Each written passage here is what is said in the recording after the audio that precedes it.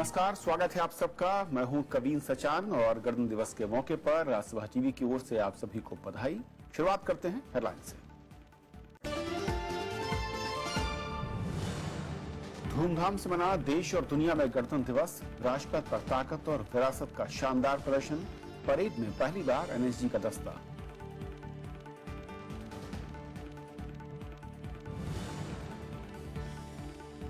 गणतंत्र दिवस पर अबुधाबी के प्रिंस खास मेहमान। राजपथ पर पहली बार यूएई दस्ते ने किया मार्च।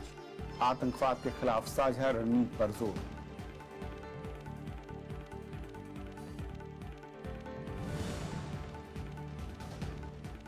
बीएसपी में शामिल हुए मुख्तार अंसारी। घोसी से अब्बास अंसारी को टिकट। मायावती का बीजेपी पर अल्पसंख्यक विरोधी होने का आरोप।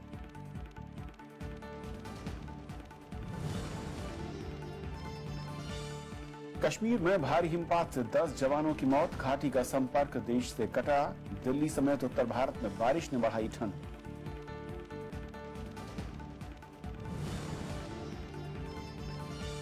सीमा पर अमेरिकी दीवार का मैक्सिको ने किया विरोध। कहा खर्च का नहीं करेंगे भुगतान। विपक्ष ने की राष्ट्रपति एनरिक और ट्रंप की मुलाकात रद्द करने की मांग।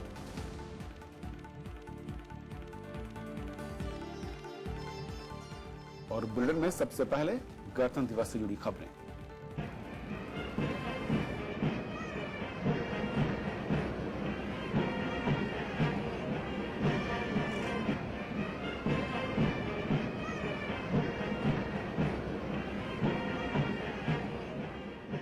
देश आज 68वां गणतंत्र दिवस मना रहा है और इस मौके पर मुख्य समारोह राजधानी दिल्ली में राजपथ पर हुआ, जहां पर राष्ट्रपति प्रणब मुखर्जी ने तिरंगा फहराया और परेड की सलामी ली।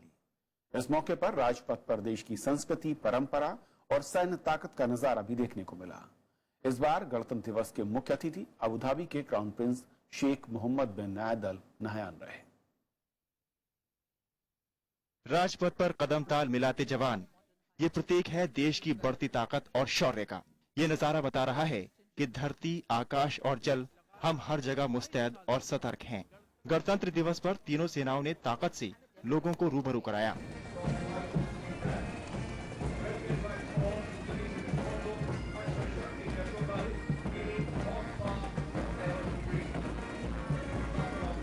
वहीं रंग बिरंगी झांकियों के जरिए लोगों को देश की सांस्कृतिक विरासत देखने और समझने का मौका मिला।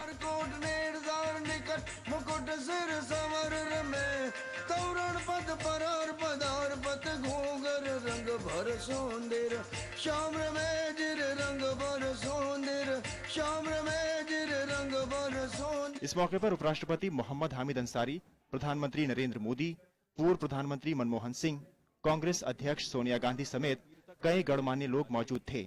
समारोह की शुरुआत शहीदों को नमन करने के साथ हुई। प्रधानमंत्री नरेंद्र मोदी, रक्षा मंत्री मनोहर पर्रिकर और तीनों सेनाओं के प्रमुखों ने अमर जवान ज्योति पर शहीदों को श्रद्धांजलि दी। शहीदों को श्रद्धांजलि देने के बाद प्रधानमंत्री नरेंद्र मोदी ने राजपथ पर प्रणब मुखर्जी और मुख्य अतिथि अबुधाबी के क्राउन प्रिंस शेख मोहम्मद बिन जायद अल नहयान की अगवानी की।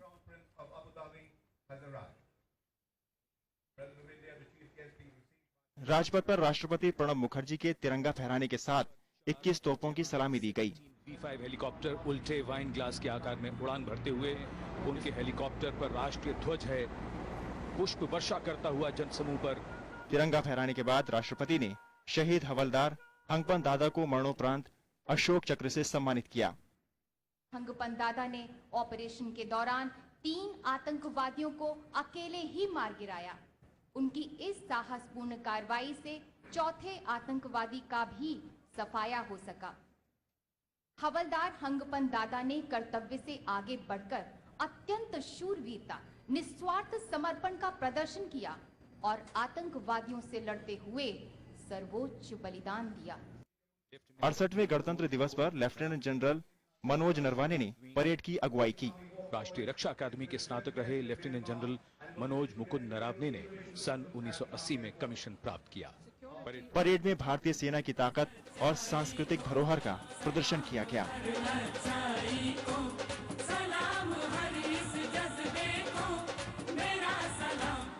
इस बार पहली बार संयुक्त अरब अमीरात के 149 जवानों का दस्ता भी राजपथ पर परेड में शामिल हुआ।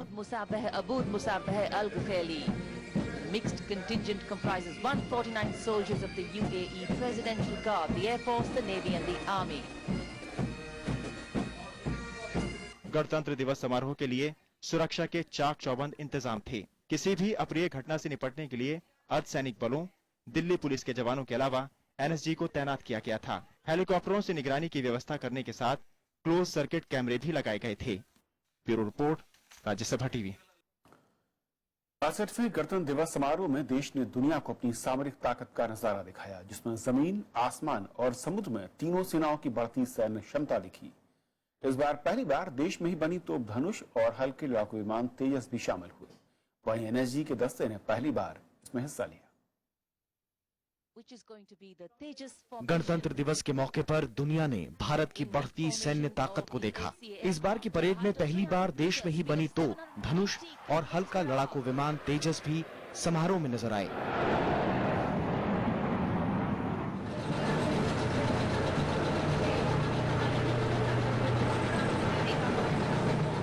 T-90 टैंक, भीष्म, आकाश और ब्रह्मोस मिसाइल, CBRN यानी केमिकल, बायोलॉजिकल, रेडियोलॉजिकल और न्यूक्लियर रेडिएशन डिटेक्शन मशीन भी राजपथ पर नजर आए। हथियार का स्थान बताने वाले रडार स्वाति को गणतंत्र दिवस समारोह में शामिल किया गया। स्वाति उपकरण एडवांस डिजिटल ट्रांसमीटर से लैस। समारोह में राजपथ पर राष्ट्रीय सुरक्षा गार्ड यानी एनएसजी के दस्ते ने पहली बार हिस्सा लिया। असॉल्ट राइफल से लैस 140 जवानों के दस्ते ने राजपथ पर अपनी दक्षता का प्रदर्शन किया। Led by Captain Priyanshu Dhama of the 38 Assault Engineer Regiment. This regiment has been awarded 42. आखिर में वायुसेना की ताकत सुखोई, जगुआर और मिग लड़ाकू विमानों ने फ्लाई पास्ट में अपना जौहर दिखाया। अन्य विमानों में लड़ाकू हेलीकॉप्टर रुद्र और उन्नत हल्के हेलीकॉप्टर ध्रुव के अलावा भारी भरकम मालवाहक विमान हरक्यूलिस और ग्लोब मास्टर भी फ्लाई पास्ट का हिस्सा रहे। C-17 ग्लोब मास्टर और 2 सुखोई 30 विमान ग्लोब फॉर्मेशन में। राज्यसभा टीवी।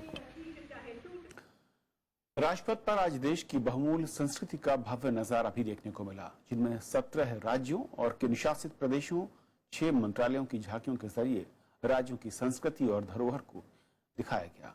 इस मौके पर स्कूली बच्चों ने सांस्कृतिक कार्यक्रम पेश किए। 68वें गणतंत्र दिवस समारोह के दौरान राजपथ पर देश को एक सिरे में पिरोने वाली सांस्कृतिक विविधता और समृद्धि का शानदार नजारा देखने को मिला। झांकियों के जरिए देश की ऐतिहासिक, स्थापत्य और सांस्कृतिक विरासत की झलक दिखाई दी। अरुणाचल प्रदेश की झांकी में प्रदेश के याक नृत्य का प्रदर्शन किया गया।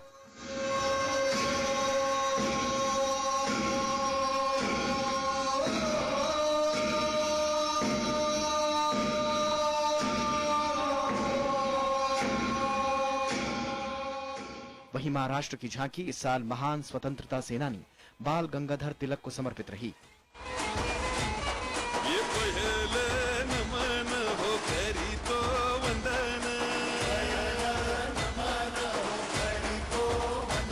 दुनियाई का हो गुणीजन, आम्ही करी तो कथन।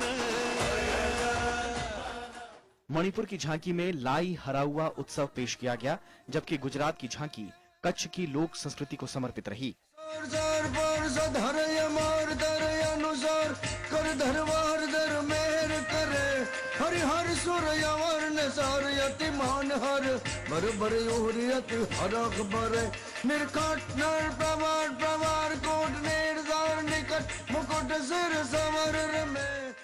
लक्षद्वीप की झांकी पर्यटन और कर्नाटक की झांकी परंपरागत कला को समर्पित रही। वहीं दिल्ली की झांकी में सरकारी स्कूलों की झलक देखने को मिली।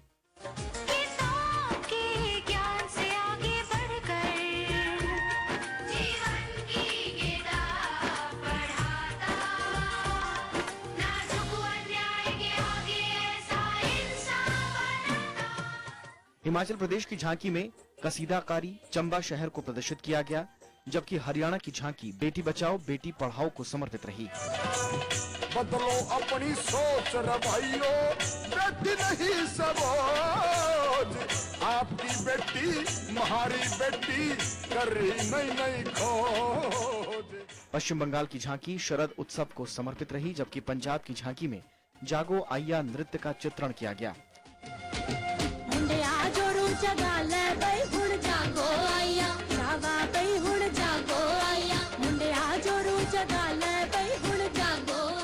गोवा की झांकी में वहां की संगीत विरासत को दर्शाया गया, तो तमिलनाडु की झांकी में वहां के पारंपरिक नृत्य का प्रदर्शन किया गया।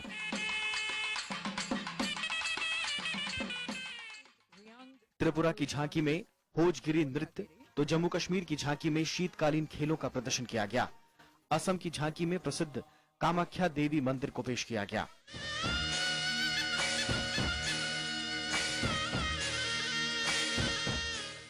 सूक्ष्म लघु एवं मध्यम उद्योग मंत्रालय ने अपनी झांकी में खादी उत्पादों का प्रदर्शन किया।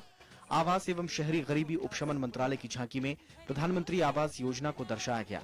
वैज्ञानिक एवं औद्योगिक अनुसंधान परिषद की झांकी में वैश्विक स्थिति को और केंद्रीय लोक निर्माण विभाग की झांकी में वातावरण में स्वच्छता का संदेश दिया गया। कौशल विकास एवं उद्यमिता मंत्रालय की झांकी में स्किल इंडिया को पेश किया गया। कुछ तुम जानो कुछ मैं जानूं। इस मौके पर स्कूली बच्चों ने भी शानदार सांस्कृतिक कार्यक्रम पेश किए। Bureau report, Rajya Sabha TV. Rajpath के अलावा देश के दूसरे हिस्सों में भी गणतंत्र दिवस समारोह मनाया गया। राज्यों की राजधानी में मुख्य समारोह का आयोजन हुआ। राज्यों की राजधानियों और जिला स्तर पर गणतंत्र दिवस मनाया गया। जम्मू कश्मीर में गणतंत्र दिवस का मुख्य समारोह जम्मू में हुआ। राज्यपाल NN वोहरा ने तिरंगा फहराया।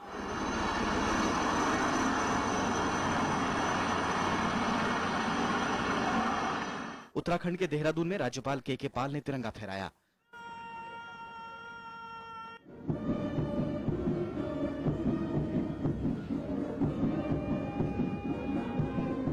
वहीं उत्तर प्रदेश की राजधानी लखनऊ और मध्य प्रदेश की राजधानी भोपाल में गणतंत्र दिवस परेड का आयोजन किया गया। मुख्यमंत्री शिवराज सिंह चौहान ने राष्ट्रीय ध्वज फहराया और परेड का निरीक्षण किया।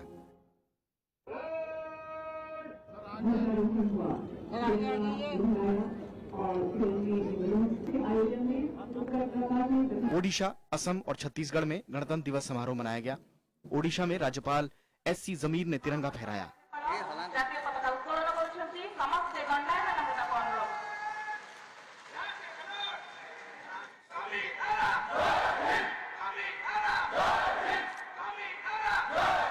वहीं असम में राज्यपाल बनवारी लाल पुरोहित ने मुख्यमंत्री सर्बानंद सोनोवाल की मौजूदगी में गुवाहाटी के खानापाड़ा में राष्ट्रीय ध्वज फहराया। महाराष्ट्र के राज्यपाल C विद्यासागर राव ने मुंबई के शिवाजी पार्क में गणतंत्र दिवस समारोह के मौके पर राष्ट्रीय ध्वज फहराया।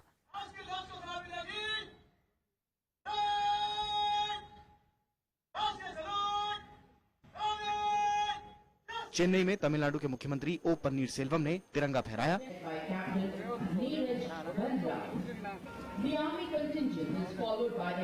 वहीं तिरुवनंतपुरम में राज्यपाल P सदाशिवम ने परेड की सलामी ली। केंद्र शासित प्रदेशों में भी गणतंत्र दिवस धूमधाम से मनाया गया। इसके अलावा कई केंद्रीय मंत्रियों, नेताओं और पार्टियों के मुख्यालय में भी तिरंगा फहराया गया। Bureau report, Rajya Sabha TV.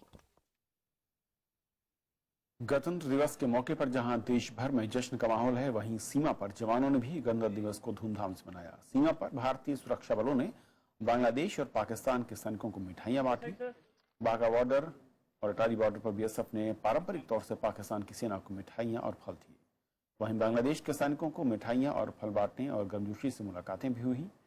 साथ ही गणतंत्र दिवस के मौके पर बाघा बॉर्डर पर बीटिंग रिट्रीट का विशेष आयोजन भी हुआ। उधर लद्दाख सीमा पर चीन और भारतीय सैनिकों ने भी एक दूसरे को बधाई दी।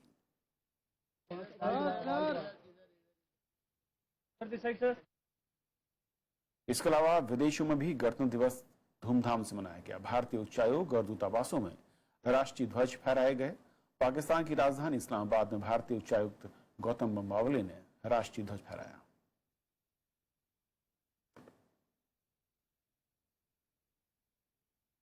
गणतंत्र दिवस पर राष्ट्रपति भवन में एट होम का आयोजन किया गया, जिसमें गणतंत्र दिवस समारोह के मुख्य अतिथि अबुधाबी के क्राउन प्रिंस शेख मोहम्मद बिन जायद अल नहयान ने शिरकत की।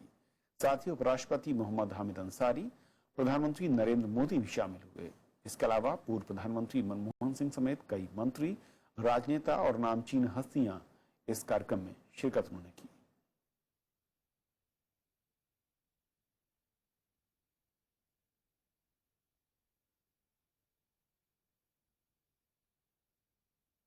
और फिलहाल छोटा सा ब्रेक, और ब्रेक के उस पार कुछ और खबरें।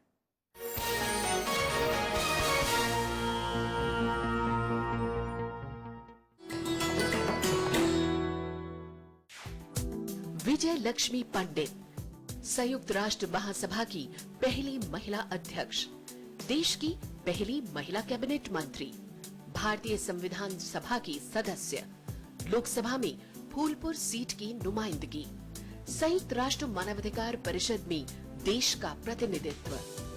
विजय लक्ष्मी पंडित के नाम है उपलब्धियां अनेक।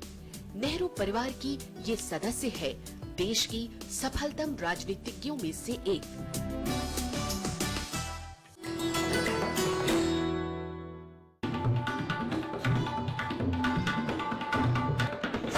कथक नृत्य की दुनिया का एक खूबसूरत सितारा,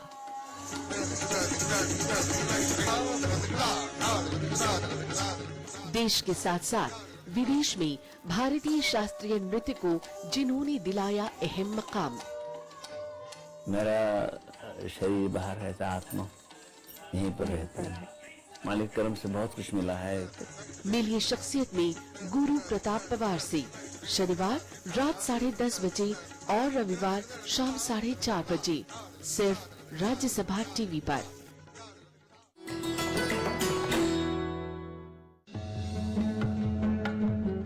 अमीर खुसरो देहलवी, सूफी संगीतज्ञ और शायर, हिंदी खड़ी बोली के पहले लोकप्रिय कवि, कव्वाली के जन्मदाता। उत्तर प्रदेश के पटियाली में जन्मे खुसरो हिंदी के अलावा फारसी में भी लिखते थे कलाम। फारसी शायरी में शेख सादी और हाफिज के समकक्ष खुसरो ने हिंदी कविता में भी खूब कमाया नाम। तबला और सितार जैसे संगीत यंत्रों का किया आविष्कार और भारतीय लोक कला को दुनिया भर में दिलाई पहचान।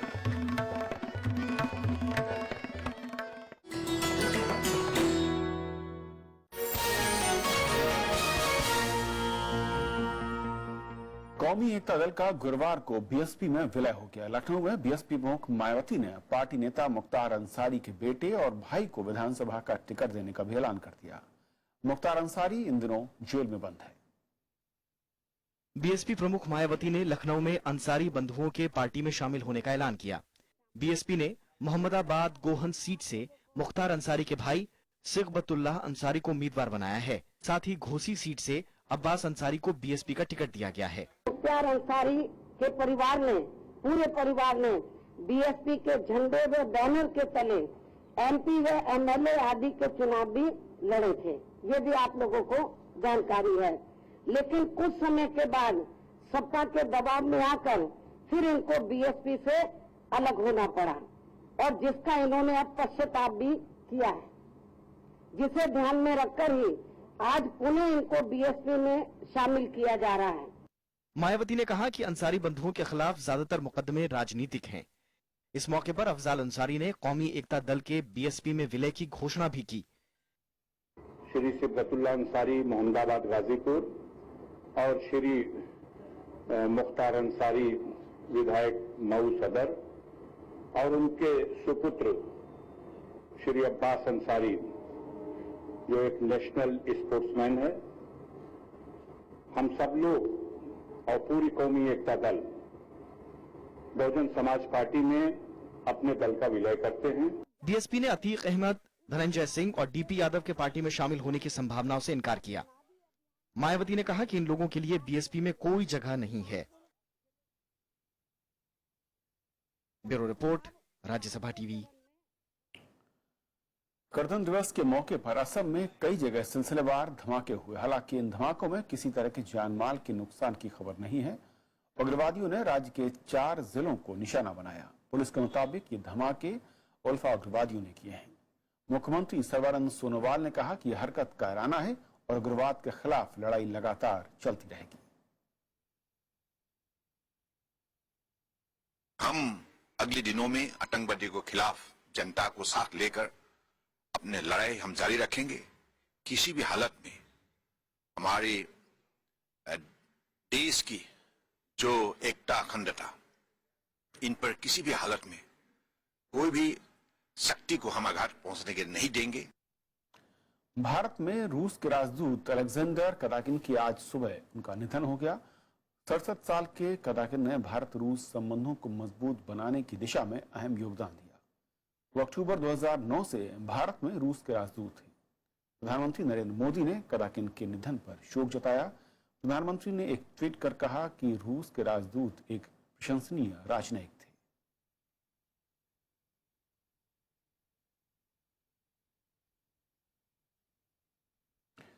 अमेरिकी राष्ट्रपति डोनाल्ड ट्रंप ने चुनावी वादे के तहत अहम फैसला लेते हुए मैक्सिको से लगी सीमा पर दीवार बनाने का आदेश दे दिया है। उन्होंने सरकार से तुरंत इस योजना पर अमल करने के लिए कहा है।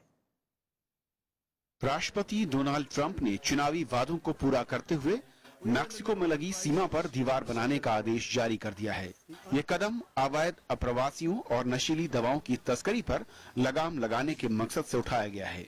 अमेरिकी राष्ट्रपति ने गैरकानूनी तरीके से अप्रवासियों को पनाह देने वाले शहरों के कोष में कटौती के भी आदेश दिए हैं। We're in the middle of a crisis on our southern border.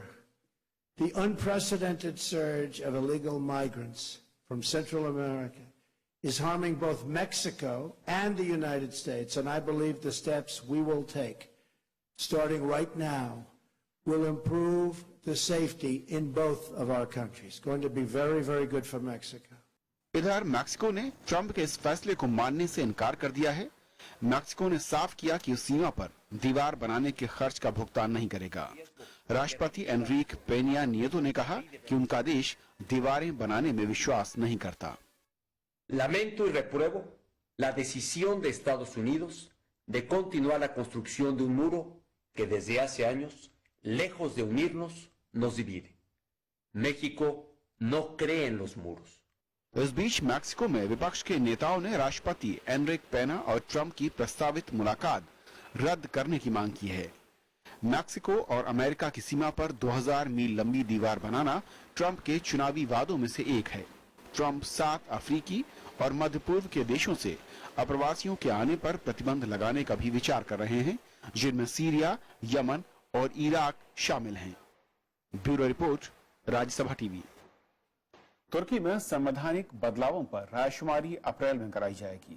इन बदलावों में राष्ट्रपति प्रणाली लागू करना भी शामिल है। ये घोषणा प्रधानमंत्री बिनाली यिल्दिरम ने अंकारा में पार्टी प्रमुखों की एक बैठक में की है। राष्ट्रपति तैयब एर्दोआन ने कहा कि वो इस बारे में संसद के जरिए पारित संवैधानिक विधेयक पर तुरंत कार्रवाई करेंगे। विधेयक पर जनमत संग्रह से पहले राष्ट्रपति की मंजूरी अनिवार्य है।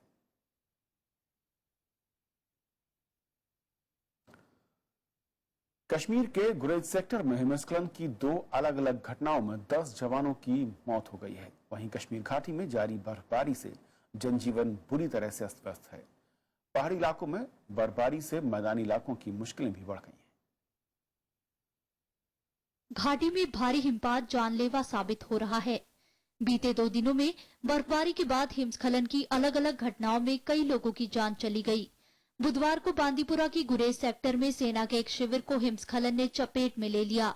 वहीं गश्त पर निकला सैन्य दल भी हिमस्खलन का शिकार बन गया। इन दोनों घटनाओं में अब तक 10 से ज्यादा सैनिकों की मौत हो गई है।